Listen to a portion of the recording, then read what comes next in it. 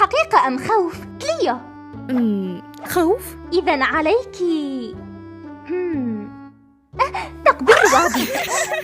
أوه.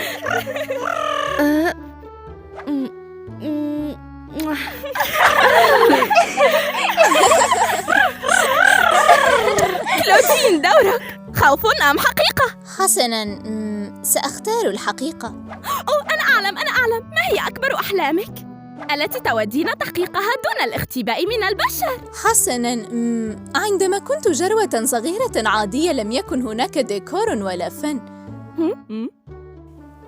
ثم وجدتني ثانوية ماستر هاي، حيث اكتشفت كم هو رائع أن أكون مبدعة وأن أبدع للآخرين أيضاً. لذا حلمي هو أن أفتتح صالوناً، مكاناً للجميع، للبشر وللوحوش معاً، حيث أكون مصففة الشعر التي تجعل الجميع يقولون جميلة جداً. هذه فكرة مذهلة، عليك القيام بها. أجل، ربما يوماً ما. أو الآن؟ أتعنين الآن؟ ولم لا؟ فكرنا بالأمر. الصالون هو أمثل فكرة لتنمية أنفسنا. سنتعرف عليهم، سيحبوننا، سيعتقدون أننا متنكرات. هي محقة.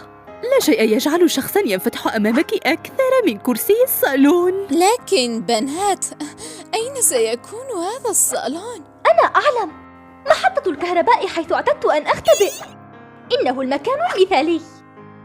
إن هذا سريع جداً. ماذا إن لم أكن جاهزة؟ أنت جاهزة؟